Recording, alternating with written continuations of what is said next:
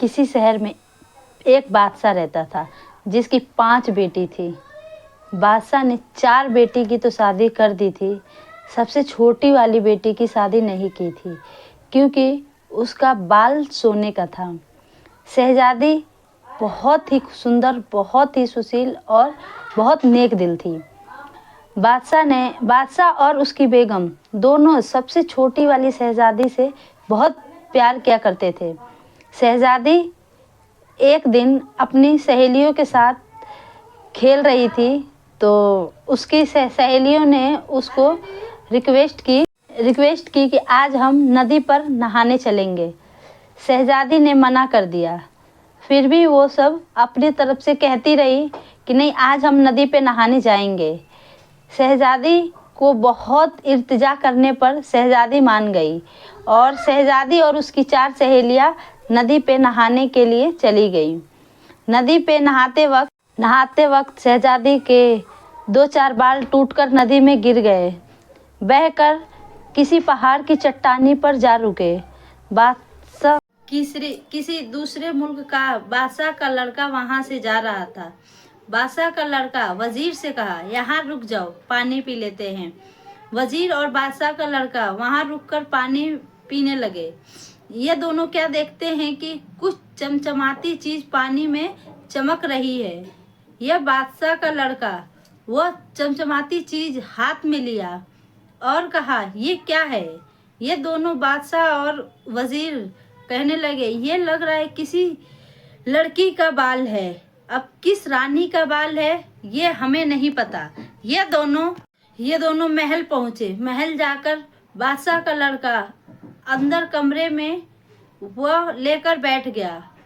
सुबह शाम रात दिन उसी बाल को देखता रहता कि आखिर किस शहजादी का ये बाल है।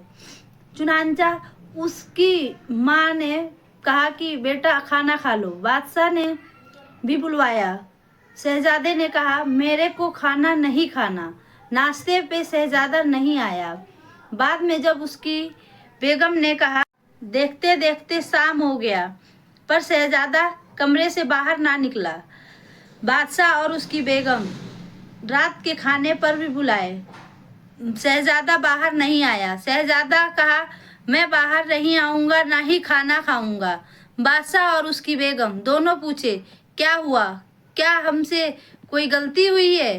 तब बादशाह के लड़के ने दरबारे से हुक्म किया कि नहीं, मैं किसी से खफा नहीं हूँ, मैं बस किसी चीज का इल्तिजा कर रहा हूँ, आप लोग मेरी पूरा कर दीजिए। बादशाह और उसकी बेगम ने पूछा, क्या बात है, क्या हुआ? बादशाह का लड़का ने कहा, मेरे को जिस लड़की का ये बाल है मैं उसी से शादी करूंगा। आप लोग मेरी शादी इसी लड़की से कीजिएगा जिसका ये बाल है।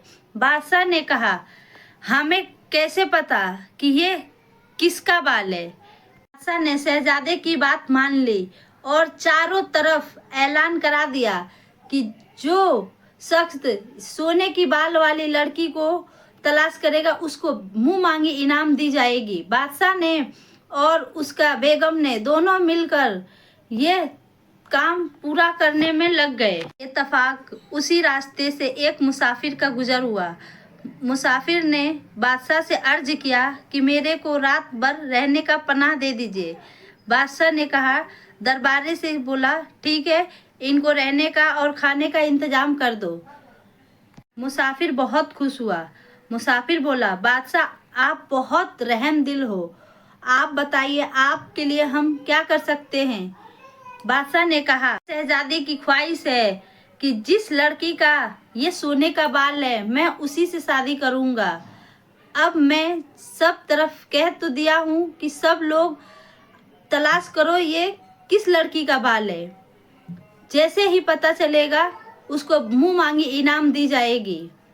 वो वजीर ने बादशाह से कहा, आप फिक्र ना करें, ये तो दूसरे मुल्क बादशाह की बेटी का सोने का बाल है, आप लोग वहाँ इल्तिजा। यह सुनकर बादशाह बहुत खुश हुआ और बहुत सारा इनाम उस वजीर को दिया। बादशाह ने कहा कि तुम मेरी शहजादी की डिमांड पूरी कर दी और तुम